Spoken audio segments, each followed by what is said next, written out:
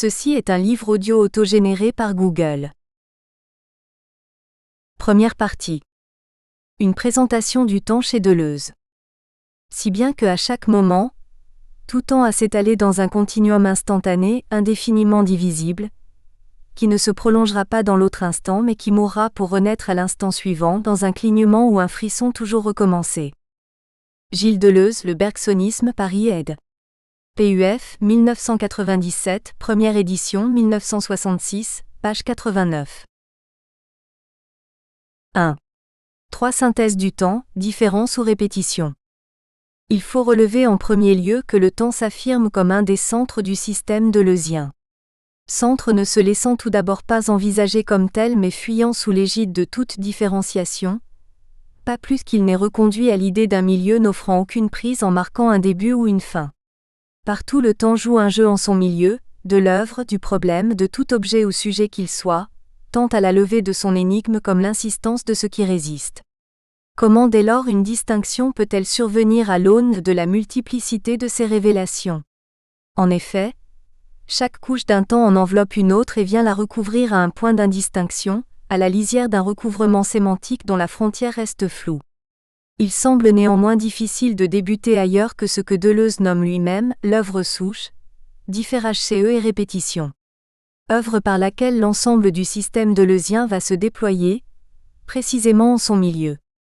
Passé, présent et futur constituent donc tour à tour la pointe mobile de l'entrée possible en conjugaison temporelle, bien que s'effectuant à des degrés divers de reprise, différence et répétition, soumission et contraction.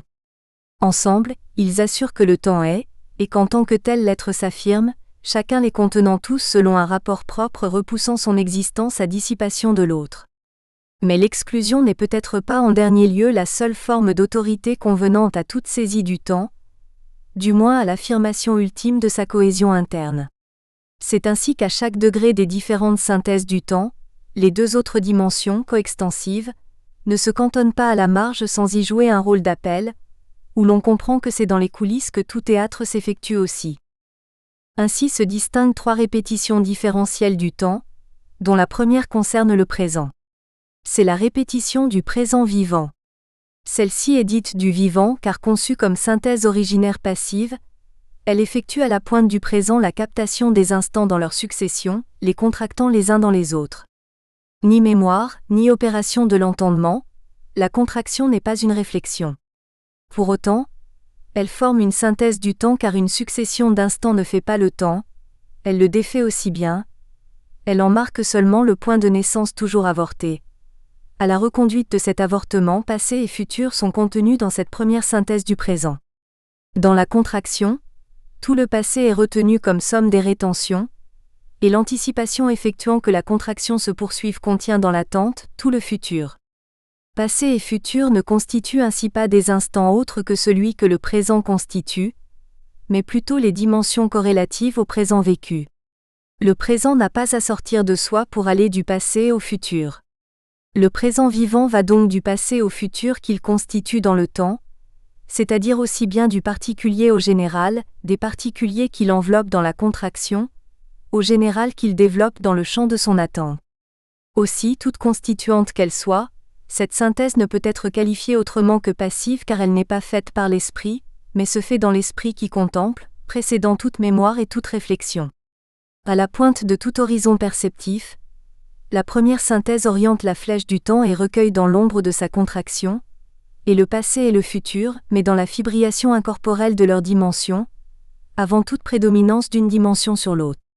En cela, le présent détermine pour Deleuze la synthèse de la fondation du temps, l'effleurement de sa peau puisque comme contraction il rejoint le vécu de tout être conçu comme matière sensible et réceptive, double mouvement se déclinant sous le signe du plotinisme et se mêlant à son inspiration humienne, faisant que dans l'ordre de la passivité constituante, les synthèses perceptives renvoient à des synthèses organiques, comme la sensibilité des sens à une sensibilité primaire que nous sommes. Nous sommes de l'eau, de la terre, de la lumière et de l'air contractés, non seulement avant de les reconnaître ou de les représenter, mais avant de les sentir. Tout organisme est dans ses éléments réceptifs et perceptifs, mais aussi dans ses viscères, une somme de contraction, de rétention et d'attente. Au niveau de cette synthèse vitale primaire, Le présent vécu constitue déjà dans le temps un passé et un futur. De quoi s'agit-il en cette somme de contraction, rétention et attente, définissant la pure sensibilité que nous sommes? À l'invective de Hume, Deleuze dit « de l'habitude ». Néanmoins, tout habitus déjà découvert ici comme phénomène de répétition annonce avec lui quelque chose de nouveau, que la différence s'y accomplisse. Nous ne disons moi, que par ces 1000 témoins qui contemplent en nous, c'est toujours un tiers qui dit moi. Mais la première synthèse temporelle constituant le présent, envisagée comme fondation du temps, scelle avec elle l'impossibilité de toute constitution du temps relativement à son passage. Car celle-ci demeure intratemporelle. C'est-à-dire que pour tout présent passant, il faut concevoir l'idée d'un perpétuel présent, or il n'y a pas de possibilité physique d'un tel présent. Dès lors, ce présent est épuisé. Passé et futur clament déjà la revendication de surmonter la fatalité, les confinant à ne rester que deux moments, nouvellement avortés, et préassignés dans un rôle dévolu au présent. Puisque pour l'instant, au seuil de cette première répétition, cependant que tous deux en sont des dimensions, il n'existe que rapporté à celui-ci. Aussi est-ce à l'invite d'une évocation du stoïcisme que Deleuze expurge cette autoconservation, en affinant toute la portée et en rappelant précisément sa grandeur. Avoir montré que tout signe était signe d'un présent du point de vue de la synthèse passive où passé et futur ne sont précisément que des dimensions du présent lui-même. La cicatrice est le signe non pas d'une blessure passée, mais du fait présent d'avoir eu une blessure. Sous le signe de la blessure émerge ainsi le rappel du temps et son appel dans le présent. À l'arrière-scène du théâtre philosophique résonnent avec force les coups du temps qui œuvrent à déstabiliser la représentation du simple présent, affirmant à leur tour la volonté de se présenter comme garant du temps. Car en effet, le présent comme fondation s'essouffle à récuser son paradoxe qui est de constituer le temps, mais passer dans ce temps constitué. Or le présent, passant, ne peut rendre compte de son propre passage et reste pris dans un tourment l'empêchant de se donner lui-même. Il faut un autre temps, une autre synthèse dans laquelle puisse s'opérer la première qui ne peut que se défausser de toute prétention à revendiquer le passage du temps et sa fondation. Il faut un autre signe au-delà de toute cicatrice. C'est tout le rôle réservé à la deuxième synthèse du temps, dite du passé pur, à laquelle il incombe d'assurer le fondement du temps. En effet, toute fondation que puisse constituer le présent de l'habitude, elle n'en demeure pas moins ancrée dans un sol se constituant auquel, dit Deleuze, il manque le ciel. Ce en quoi il faut distinguer la fondation et le fondement. Aussi, tant soit la prétention du présent à passer, tant ce qui fait passer le présent étant à déterminer son passage, puisqu'il ne peut passer et s'autodéterminer, doit être déterminé comme fondement du temps, et le fondement du temps c'est la mémoire. Entre la terre et le ciel, une alliance secrète les unit dans le passage de l'un à l'autre, constituant un double mouvement de fondation et de fondement. Cependant, la mémoire se fonde elle-même sur l'habitude. Comment fonde-t-elle alors ce sur quoi elle se fonde? En fait, au moment même où elle se fonde sur l'habitude, elle doit se fonder une fois encore sur une autre synthèse distincte de l'habitude. Habitus et mnémosine, ou l'alliance du ciel et de la terre. L'habitude est la synthèse originaire du temps, qui constitue la vie du présent qui passe. La mémoire est la synthèse fondamentale du temps qui constitue l'être du passé, ce qui fait passer le présent. On dirait d'abord que le passé se trouve coincé entre deux présents, celui qu'il a été, et celui par rapport auquel il est passé. Le passé n'est pas l'ancien présent lui-même, mais l'élément dans lequel on vise celui-ci. Or l'ancien présent n'est pas représenté dans l'actuel, sans que l'actuel ne soit lui-même représenté dans cette représentation. Il appartient essentiellement à la représentation de représenter non seulement quelque chose, mais sa propre représentativité. Cependant que le présent tend à passer, la synthèse de la mémoire prend en charge le double aspect d'un principe représentatif. Reproduire l'ancien présent et réfléchir l'actuel. Cette conjonction à elle seule joue un rôle très important. Car si la première synthèse se pose au temps comme contraction de ces instants, la seconde synthèse réifiant l'habitude par la percée de la mémoire, empile et constitue tout présent comme emboîtement des présents eux-mêmes. Mais la question s'imposant à l'effectivité de cette deuxième synthèse, qui semble garantir le présent alors qu'elle s'affirme en passé, est la question de sa condition. Somme toute, Comment Mnémosyne assure à Habitus qu'il passe cependant qu'elle-même ne passe pas, au risque de retomber dans le travers de la première synthèse? C'est par l'élément pur du passé, comme passé en général comme passé a priori, que tel ancien présent se trouve reproductible et que l'actuel présent se réfléchit. C'est en ce sens que la synthèse active de la mémoire a beau se fonder sur la synthèse passive, empirique, de l'habitude. En revanche, elle ne peut être fondée que par une autre synthèse passive, transcendantale, propre à la mémoire. Nous sommes là au centre d'une véritable mutation temporelle. C'est ainsi d'empirique à transcendantal que passe l'élaboration de la fondation, au fondement du temps. Mais pour saisir plus avant en quoi la synthèse du passé peut se poser au fondement du temps, ne s'érigeant qu'à une condition transcendantale, et garantir l'en-soi du temps, il faut se replonger au cœur d'une lecture bergsonienne du temps. En effet, ce que recouvre le passé pur ou en général s'éclaire à la compréhension des paradoxes du temps mis en place par Bergson dans Matière et Mémoire, que Deleuze convoque afin d'explication de la nature de ce passé pur. Il s'agit des paradoxes de la contemporanéité du passé avec le présent qu'il a été, celui de la coexistence de tout le passé avec chaque nouveau présent, et celui de la préexistence du passé pur au présent qui passe. Premièrement, il n'est pas possible de concevoir que le passé se constitue après que le présent ait été, sinon l'attente de tout passé qu'un présent fut reconduit à l'impasse que tout instant passe. Ni passé ni présent nécessite que le passé soit contemporain du présent qui est en train de passer, c'est-à-dire que le présent soit passé en même temps que présent. C'est la raison du présent qui passe. Il s'ensuit un second paradoxe consécutif et juxtaposé au premier, celui de la coexistence. On s'en aperçoit, le passé ne peut pas passer par rapport au passé, il doit coexister avec le passé tout entier dans l'immensité de sa dimension. Ce pourquoi il est dit virtuel. On ne peut pas dire de lui qu'il était. Il repousse sa représentativité à insister dans l'éminence d'un présent ou d'un infinitif.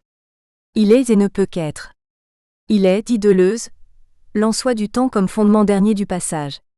C'est en ce sens qu'il forme un élément pur, général, a priori de tout temps. Aussi le troisième paradoxe découle des deux premiers. Effectivement, si le passé est contemporain du présent qu'il a été, il se pose alors comme en soi du temps, c'est-à-dire coexistant à ce présent déterminé puisque lui ne peut pas passer. Il est donc toujours préexistant au présent. Pour constituer le passé pur et assurer que le présent passe, il faut au sommet de tout paradoxe que tout le passé en général préexiste au présent, faisant que cet élément du passé pur comme fondement ne se représente pas cependant qu'il représente le présent. C'est en cela qu'il existe un quatrième paradoxe du temps, le passé tout entier coexiste avec lui-même. En effet, le présent n'apparaît que comme la contraction la plus infime de tout le passé en général, comme la pointe émergente de l'univers du passé contenant une infinité de niveaux, de vitesses, de degrés de contraction et de détente, ici plus ou moins détendus ou contractés. À l'horizon de la synthèse du passé, se profile déjà la caractérisation spirituelle, psychique et organique d'une vie, l'acception de ce qu'on appelle un destin, impliquant au-delà de tout déterminisme la signification profonde d'une liberté entre les présents successifs, des liaisons non localisables, des actions à distance, des systèmes de reprise, de résonance et d'écho, des hasards objectifs, des signaux et des signes, des rôles qui transcendent les situations spatiales et les successions temporelles. Des présents qui se succèdent et qui expriment un destin, on dirait qu'ils jouent toujours la même chose, la même histoire à la différence de niveau près, ici plus ou moins détendu, là plus ou moins contracté. La succession des actuels présents n'est que la manifestation de quelque chose de plus profond. La manière dont chacun reprend toute la vie, mais à un niveau ou degré différent de celui du précédent, tous les niveaux ou degrés coexistant et s'offrant à notre choix, du fond d'un passé qui ne fut jamais présent.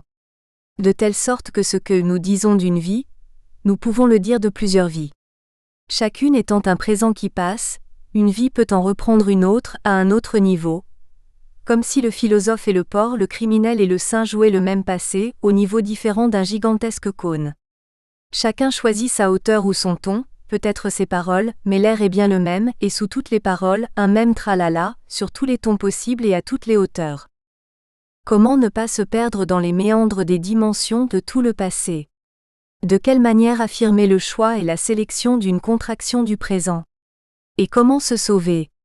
Car entre ces deux répétitions, l'une matérielle, l'autre spirituelle, l'une nue, l'autre vêtue, la représentation ne passe pas.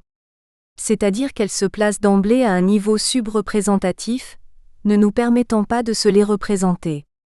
Si tout le passé se conserve en soi, comment le sauver pour nous ? 23. Ce passé qui est comme un ancien présent mythique. Entre la ligne de partage et d'effectuation à la limite du présent, entre l'habitude et la mémoire, le gouffre de l'oubli engloutissant tout fondement et toute fondation surgit comme vérité du temps. Ainsi, à tout hasard objectif correspond un chaos plus profond, pour que de toute profondeur advienne à la surface l'irrépressible nouveauté dans son essor créateur. C'est ici que pointe la nécessité du retour d'un futur inconditionné, cependant qu'il garantit le trouble de la condition du passé, et de son conditionné au présent. Ni fondation non moins que fondement, une troisième synthèse advient en s'affirmant bien plus comme véritable principe d'effondrement, étant même effondrement universel. Au terme échu de tout labyrinthe, à la porte close d'une redondance des deux premières répétitions survient donc une ultime et dernière répétition venant casser l'ordre de la survenance de tout grippage d'effectuation des deux premières synthèses. Affirmant un moi dissous et un je fêlé, la troisième synthèse comme différence répète la répétition. C'est l'éternel retour de l'avenir, dont passé et présent ne sont plus à leur tour que des dimensions, tandis que la représentation tend à se boucler. Mais dans cette dernière répétition, le présent n'est plus qu'un acteur, un auteur, un agent destiné à s'effacer, et le passé n'est plus qu'une condition opérant par défaut. La synthèse du temps constitue ici un avenir qui affirme à la fois le caractère inconditionné du produit par rapport à sa condition, l'indépendance de l'œuvre par rapport à son auteur ou acteur. Force et puissance de détournement ou de trahison, l'éternel retour reprend, affirme, sélectionne et paradoxalement, à la pointe de toute nouveauté, double toute actualisation en son ombre dans la fantasmatique d'un simulacre, faisant ainsi que tout le nouveau ne se dise étrangement que du reproduit et du simulé.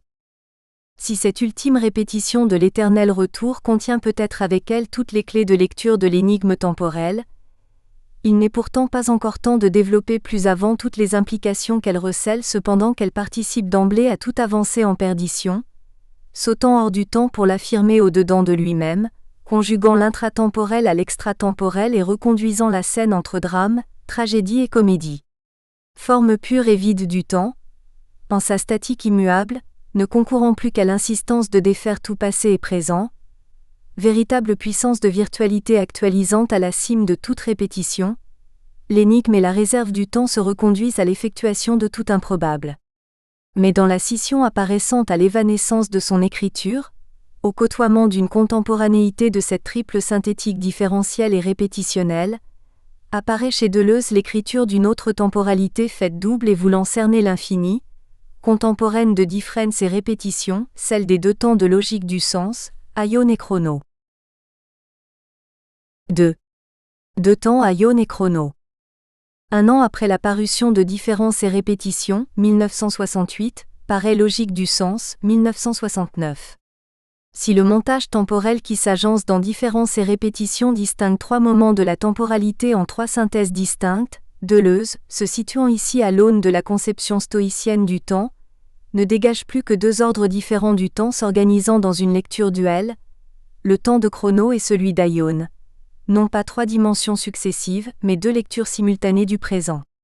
Si cette lecture est duelle, c'est que chrono et aion sont deux temps flirtant avec une limite indiscernable, une frontière au bord de laquelle, s'ils se distinguent, se confondent cependant, s'impliquant et s'excluant mutuellement, s'enveloppant et s'exprimant l'un l'autre sur la grande ligne de l'éternel présent.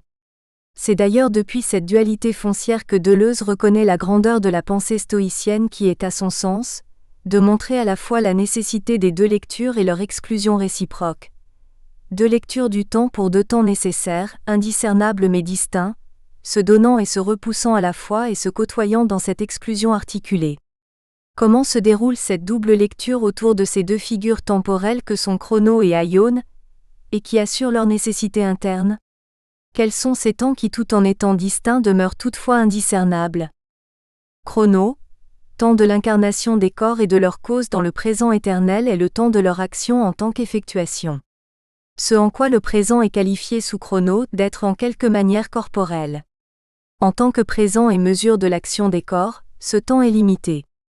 Mais en tant qu'il est contraction en un seul et même présent du passé et du futur qu'il rassemble dans une ronde des présents vivants et emboîtés, il est infini parce que cyclique, inaugurant par là même un éternel retour physique comme retour du même. Tout en n'étant pas illimité, chrono pour qui seul le présent existe et dont chaque présent vaste et épais habite ses profondeurs, n'en est donc pas moins infini. Et il y a un tout autre temps surgissant contre l'ordre des profondeurs et excluant chrono, l'aion des surfaces, pur infinitif, temps neutre et impassible. Non plus des corps et non moins des causes, aion est le temps des événements et faits lancés à la poursuite illimitée d'un passé et d'un futur esquivant le présent. Instant sans épaisseur et sans extension, aion vient pervertir et subvertir chrono. En effet, alors que passé et futur se résorbent dans le présent variable de chrono dont il demeure deux dimensions relatives, il se déchaîne désormais sous l'aion à insister dans le présent en le subdivisant à l'infini, et ce dans les deux sens à la fois, passé et futur, déroulant ainsi le cercle de chrono en une pure ligne droite du temps. Mais si l'aion est illimité par le caractère essentiellement illimité du passé et du futur qui le hante, il n'est pas pour autant infini comme l'est chrono, car il ne revient jamais sur lui-même cependant qu'il est infiniment subdivisible. Il est fini comme l'instant. De plus, Deleuze fait concorder l'aion à l'incorporel stoïcien, entité non existante, débarrassant ainsi l'événement des résidus corporels de la matière le remplissant sous chrono et dont il ne reste désormais plus que des passifs. Fuyant le présent, l'événement de surface conquiert dans l'instant une véritable autonomie. Toujours déjà passé et éternellement encore à venir, aion est la vérité éternelle du temps, pure forme vide du temps, qui s'est libérée de son contenu corporel présent. Aussi chrono, conjuguant le limité à l'infini, se fait écho dans sa teneur des deux premières synthèses temporelles de différence et répétition. Partagé en effet entre un éternel présent de la première répétition ne pouvant assurer son passage, qui, enclin à la limite de son épaisseur, demeure néanmoins voué à l'infini dans la contraction qu'il assume des dimensions éternelles du passé et du futur, et relancé à l'ouverture d'une seconde synthèse contenant en soi tout le passé et assurant au présent qu'il passe dans un nécessaire se passer du présent. C'est toute la ligne chronique qui se déroule suivant le double schéma des répétitions. Tandis qu'aion, véritable garant d'un principe d'effondrement du temps, fait advenir à la pointe de la subdivision du présent qu'il vient scinder selon une instance paradoxale, l'émergence de la singularité comme effet de surface qui fibrille sur les bords de la fêlure. Zébrant tous les devenirs et recelant les failles de toute défaillance, il se fait l'écho de la troisième synthèse de l'éternel retour affirmant au devenir la promesse du jaillissement du nouveau, toujours et pour toutes les fois éternellement différencié. Chrono et aion, irrémédiablement distincts, dont l'un ne se compose que de présents emboîtés, dont l'autre ne fait que se décomposer en passés et futurs allongés, articulent donc leur conjugaison déclinaison paradoxale, assurant toutefois de manière complémentaire tout à la fois qu'exclusive le jeu de tout le hasard du temps de l'événement, qui ne se donne qu'une fois pour toutes les fois, en un lancer de dés unique, affirmant et sélectionnant. Mais cette double affirmation d'un temps s'exprime. Nous espérons que vous avez apprécié cet aperçu. Pour continuer à écouter ce livre audio sur Google Play Livres, utilisez le lien dans la description de la vidéo.